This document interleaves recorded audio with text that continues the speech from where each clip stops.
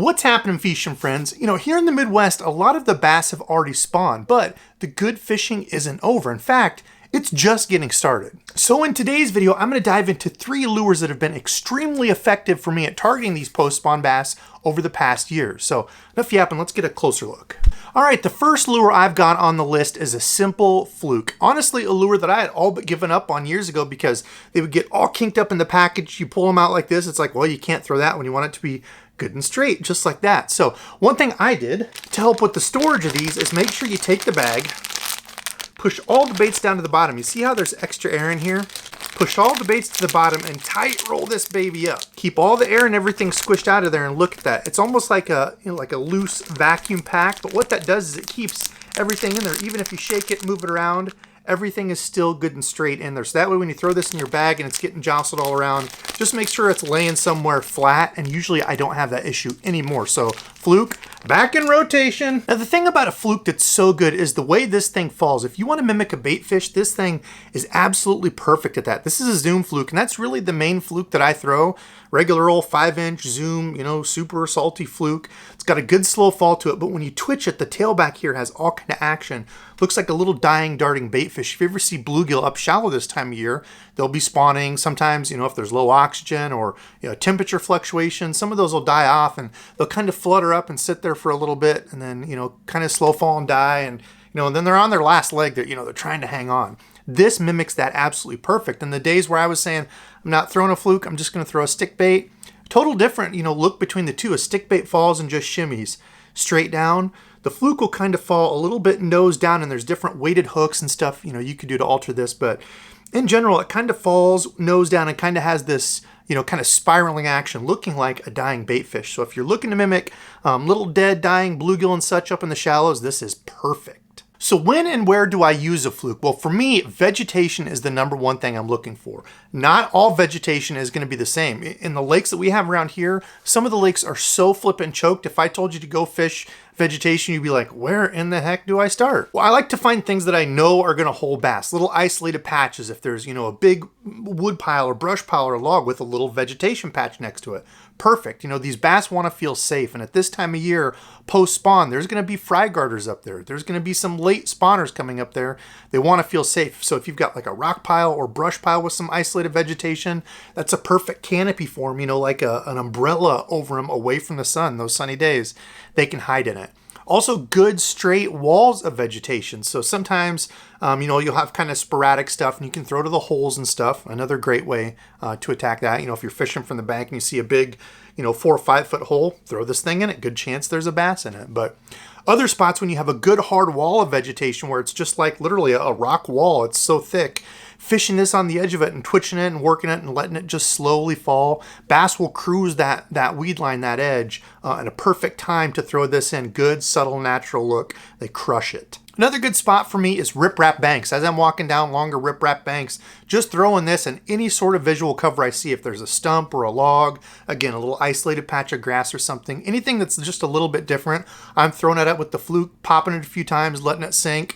I might throw it a couple times if it looks really good, if it's a bigger piece, but usually on those first couple throws, you're going to get something there if it's there. Otherwise, move on. Okay, now when it comes to brand and color, honestly, the Zoom Fluke is really the main one that I throw. Either the Arkansas Shiner, I think it's Tennessee Shad, or some sort of green pumpkin or bluegill. That's what this is, kind of that translucent-y young bluegill look to it. Something like that, a natural color. River guys, if it's really dirty, white, an all-white fluke, all the river guys are throwing that.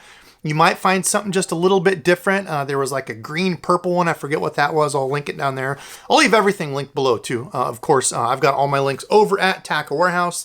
Anytime you use those, a little bit comes back to the channel. So I appreciate anybody that uses that, but I'll leave everything linked below in case you're looking. But just a simple natural color. Those shiner colors around here seem to work the best, but a green pumpkin or kind of a perchy color, something that closely mimics the bait fish you're fishing around.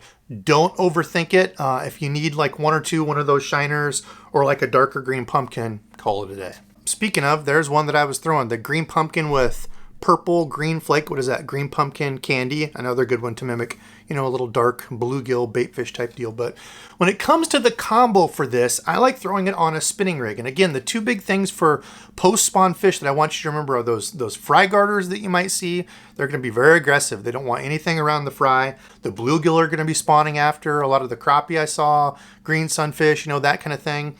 So coming up to eat is what they're wanting to do. And honestly, I just like a regular spinning rig for this because it's weightless. You can certainly throw these on a casting rig. I just prefer this with like a regular wire, not a heavy, not a super line, not thick wire. I feel like that's often something people just kind of skip over is, you know, grab a hook. Well, there's 1,000 different hooks on there. So I like an EWG hook, which means something that's got a big belly like this, because when you get the bite, sometimes that fluke can get pulled down the shaft of the hook like this and can mess up your hook set. The plastic can get stuck in there. You don't get an actual good penetration with the hook through the fish's mouth. So an EWG style hook like this with a bigger belly definitely helps out in case it gets sponged up. I like, again, a regular wire because with the spinning rod, if you just go with your regular, you know, medium heavy-ish, spinning rods are always going to be a little bit softer than your casting. This is one of the Cash and Element rods, 7-foot, medium heavy, fast action. And I like the fast action where I can just twitch it. I don't want something super waffly. And again, this is going to kind of be up to the person. A 7-foot, medium or medium heavy, fast action, I think is perfect for these. You can still work it, but it's not a super noodly rod and it's not too stiff, kind of that in between. So pick a spinning reel of your choice. I've been using the Revo Rocket, Abu Garcia Revo Rocket. I want something that's decently quick at picking up line because all the work that I'm doing is in the rod. I'm not reeling this lure, you know, inches per turn, or however much line you're bringing in is just to pick up that slack line. So find something you're comfortable with. 2,000, 2,500, 3,000 size spinning reel, but I've really been liking the Revo. Pretty sweet little reel been testing out and using. And then line, I always go braid to a leader. I want to be able to see that line in case something takes it. I can see that bright braided line moving off. And then a fluorocarbon leader so they can't see that line tied right to the lure. So I'm going with 15 pound. This is the P-Line Endurex, pretty much what I've been running on most of my stuff. Really like it. It's a complete no fade braid, really good stuff. Nice and soft. It doesn't twist up or get all like hard, no, like some of the other ones I used earlier this year. And then a 10 pound fluorocarbon leader because again, in that grass and stuff, I'm not trying to go super light. So 15 pound braid to a 10 pound leader.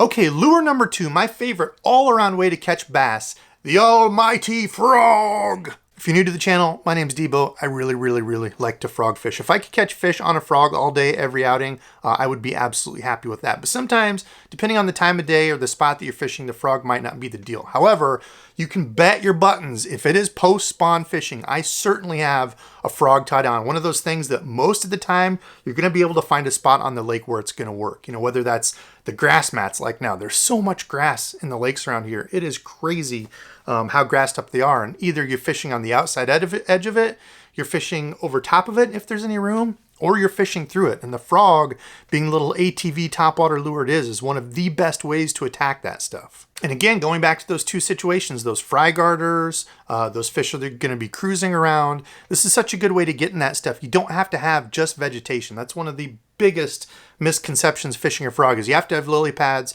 or thick vegetation.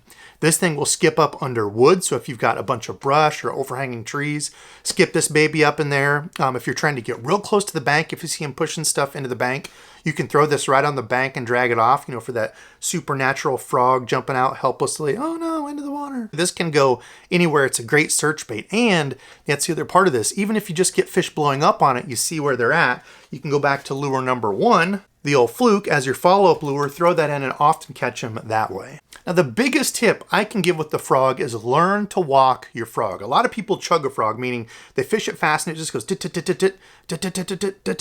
you see people fishing a frog real fast, and there's times where that works. There's times where they honestly want it to be going quicker, but I would say majority of the time, 80% of the time, I'm walking a frog. Probably 85% of the time, I am walking a frog, which just like you'd walk any other bait, you know, slacken the line, back and forth, walking that frog. And the harder you pop it, you can get this to sit in place and just psh, psh, psh, without moving forward very much. So if you're near like a log or lay down, you can walk it real aggressive and keep it right in that strike zone without pulling it towards you. Whereas a chug, you just be and you can often pass that spot. So, okay, so for my gear and colors, I look for a couple colors. Honestly, 90% of the time, usually I'm throwing an all black frog. So the belly of it, everything is all black. Here's kind of a spin off of that. This is the Spro frog. This is the Freak color. It's good and bright up top, but on the bottom, it's just that black with a little bit of yellow that breaks it up. But honestly, an all black frog, really what I throw the most. The second that I'm going to throw is a white belly. Again, this is just a little bit of a spin-off. This is the Berkeley Swamp Lord. Currently, my favorite frog in the market. If I can only pick one frog to throw all year, hands down, it would be the pointed nose Berkeley Swamp Lord. Absolutely love it. It's got the fusion hooks that are razor sharp, super soft body, walks really well, doesn't take on a ton of water. That's the thing with the Spros. They tend to take on a little bit of water quicker.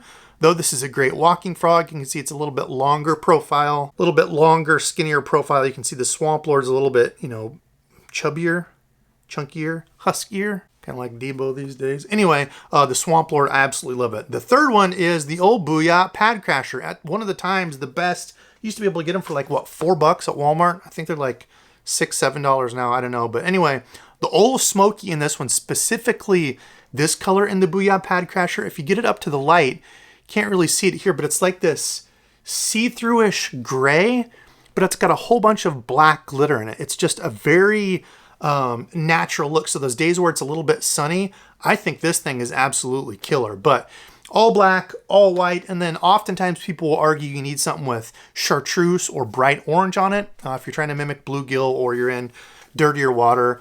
A lot of the times, I don't really care about that. I think an all black is a perfect silhouette in any time, but you know, that white could also be another one if you're trying to mimic like shad during a shad spawn. So the rod reel combo. So Cashin absolutely spoiled me. They sent this to me last year to try out. It's the Cashin Icon. There it is, the Icon Frog Specific Rod. This is way more expensive than you need for a frog rod, but I will tell you, it is a dang sick frog rod that I've been using this year. 7.4 heavy power, fast action, 1/4 to 1.5 ounces.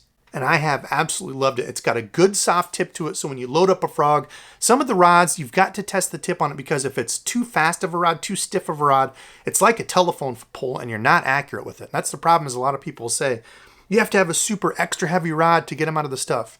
You do want a heavy rod, but you've got to make sure you've got enough tip in that to cast it, especially with something like a little bit smaller frog, the Pad Crasher, a little bit smaller, whereas, I'll just show you in comparison here, as compared to something like the Swamp Lord, this is, I think, like 2/3 of an ounce, so a heavier frog, usually not as much trouble casting it, but something that has a tip and loads well to it, you'll be much happier than trying to fish a frog on an old telephone pole. But anyway, the reel, this is a Corrado, just the old Corrado K. This is the 8-speed, the HGK, right? Or no, XG, sorry. The XG speed, the fast speed. I did kind of gussy it up with some handles. Those are some of the Gomexus. They're like the swim bait handles, but I've been testing it on here and I've really liked them. They're big, large knobs. I like large knobs and I cannot lie. I'm sorry, but I hate the sissy knobs the companies put on these. This one, you can grab it, you can wrench fish out of the slop. The combo has been absolutely sick. Again, way more than you need for a frog rod, but gosh, this thing is awesome. I'd like to test the Cashin Element rod, which is like the $120 version, to see how that one is. Haven't got it yet, but this one I'm absolutely loving. And then the P-Line Endurix, I'm going with the 50-pound, the all blacked out braid. Looks pretty sweet. Again, no fade, and this has been the one I've been using all year. No fade to it, so really happy with that. Really like this. I've even put a little bit of shrink wrap. I've showed you guys this. A little shrink wrap over that to make the nut a little bit easier to put your finger over. Feels more comfortable, but for your frog combo, honestly, you know, a $70 to $100 rod, as long as it's got tip and enough backbone to get them out of there, you don't have to go crazy expensive. Okay, our third and final lure. This one I'm kind of cheating on because it's a 3-parter. Swim jig, chatterbait, your vibrating jig, or a spinnerbait. Thought this was top 3. This is baloney. Well, this is out of necessity because some of these I think work better in certain situations than the other. And this is honestly a full video I could do. But for instance, I want some sort of lure I can cover water with, I can search through. So on a lot of the lakes around here, I've said this a number of times, 3 or 4 of the lakes, they're so chalked with vegetation, you need something like a swim jig. This is the Booyah Mobster. It's what I've been using the last few years. Really like it. It's just got the regular wire hook, so it's not extra light. It's not super heavy like they'll call it a California or Florida swim jig with a real thick, heavy wire. It's my compressor. So the whole purpose of all these is to cover water. As that water's warming up, 60s, 70s, fish's metabolism kicks up. They're going to be more active looking to eat, especially post-spawn. Directly after post-spawn, they'll kind of go out and it's kind of lethargic. It can be tough fishing, but as those fish get back in and say, dude, I need to feed up. I've just been spawning and not doing anything. They're going to crush stuff. So covering water quickly. So kind of when and where do I use these? I've tried to do that with each of the lures to help you. So for these, when and where would I use a swim jig? Well, for me, that's going to be the thick grass, stuff where there's so much vegetation, a chatterbait or spinnerbait is just going to get caught up. Thick vegetation and the brushy stuff. I like around the brush, even better than a spinnerbait and some of the others, just a regular swim jig. You don't have to worry about it. Now, there's different swim jigs out there, like I said. Some are more finesse. Some are real heavy. I don't really fish those around here. I'll show you my setup in a bit, but I'm not fishing a heavy stick with 65-pound braid like somebody in Florida with a big, thick hook. Kind of that medium range is what I'm really throwing around here. So that's first. Now, second, thinking kind of earlier in the year, a chatterbait, a vibrating jig, places where the cover is a little bit more sparse. So kind of spotty grass, or if I'm fishing more of an open water on like the outside of riprap or the outside of grass where it's just, I'm not going to get snagged up a lot, especially in dirtier water where I want some, a little bit of flash and vibration to help those fish key in on it. That's when I'm going to be throwing the chatterbait. So again, you might just only throw one of these where you're at. I'm just trying to give you choices that each one of these kind of do something a little bit different. Third would be a spinnerbait. You're going to see a video coming up. I was able to catch a post-spawn stud down in Missouri visiting my grandpa, but caught a really good fish on vertical wood and timber throwing a spinnerbait. Water was dirty and muddied up. It had been raining, so dirtier water. I want some flash and vibration, especially when I'm around wood. A spinnerbait does a lot better than a chatterbait, which gets snagged all the time in wood for me. A swim jig would work there, but again, dirty water around the wood, I would rather have some vibration and flash, and the spinnerbait was the deal that day. So that's just kind of a quick overview of how I break those down. I want some sort of search lure that I can cover water quick and look for fish. Now for the combo, again, with your search lures, this is another one that I don't think you need to go crazy expensive. And this one has been absolutely awesome for me. The Cash and Element, this is the new line. I did a video on these. They came out with these, kind of the revamped. The Element Z2, their second version. This one is the multi-purpose, a 7-1 medium heavy, moderate fast, rated for 3/8 up to 1 ounce lures. And I have absolutely loved this for moving baits just like that, a moderate fast. How often do you hear me say like a broken record?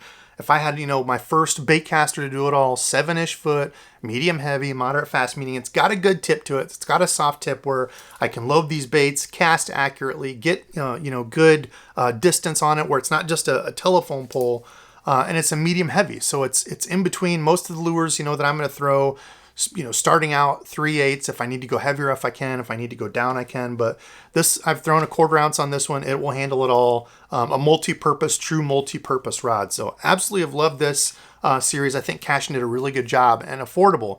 Made the USA for what, $129 still? Hopefully that doesn't go up. But 130 bucks. So perfect type of rod if you're looking to get into a good multi-purpose. The reel, again, you don't need to go crazy expensive. Now, I would rather have an aluminum framed reel, but I did want to bring this up that also the Jordan Lee reels are on sale over at Tackle Warehouse as well. I've used this one. It's held up. I've used it for topwater, search baits and stuff.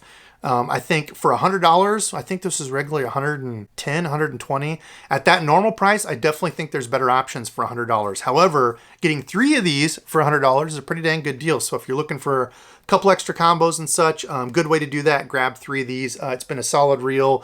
Treble hook baits, topwaters, square bills, that sort of thing, and just regular search baits, not going super crazy heavy. If you're in Florida fishing that stuff, 65-pound braid, probably wouldn't recommend that. And then my normal go-to line, 15-pound P-line tactical is my weapon of choice on most of my rods. So that's it. Those are my top 3 lures for post-spawn fishing that have really helped me kind of branch out and catch fish. My search lure, the swim jig, chatterbait, spinnerbait, the frog for the really heavy cover, topwater, mats, underbrush, anything around that. I don't have to worry about getting snagged all the time. And third, that Fluke as a follow-up to the frog, even as a follow-up to the spinnerbait, chatterbait deal. And it's just a great do-nothing bait when those fish are real finicky, skipping it up in under places or casting past that fish and popping it over to them and letting it just fall, those fish can't seem to resist it. But do me a favor, comment below, are there any lures that you think I absolutely left out that I should have had on the list? Is this list close to yours? Let me know. I love hearing from all of you. And that reminds me, fishing friend of the day, my man, Kraken Bass. I know he had taken a break from social media for a while, but he just commented on the video where I was doing the lipless. Awesome. If you haven't watched that one, go watch it. I'll link it at the end. But like a 40-minute barrage of super solid fish on the lipless. But he said interested in the new Slayer LTE over the old down PDL 106. He talks about some other stuff in there, but basically the fact that my native Slayer 12-foot is often filled with water. And yes, that is one of the biggest things I absolutely hate about that kayak is it gets water in it. I tried the self-draining scupper plugs. That actually made it worse. Multiple people said that could be the chance of that happening because the scupper plugs sit so low under the water level, and it did. It just kept seeping water in, didn't pull it out. So that made it worse. I did take a note out of my guy Hawk's book and put some weather tubing inside where the pedal drive goes because I think a lot of it gets in that way. And that has seemed to help make it better. I might have to adjust that a little bit because my pedals are hard to get in and out, the rudder or the propeller and stuff down there, but that did seem to help. But on the days like I was just out last weekend getting caught in vegetation all the time, doesn't matter because I was pulling those pedals up and down and getting water in there. So yeah, that's one of the biggest things I hate. It sucks because I usually always have a live well at my feet. But so that's enough for me. I gotta edit. Love you all. Thanks for watching, and until next time.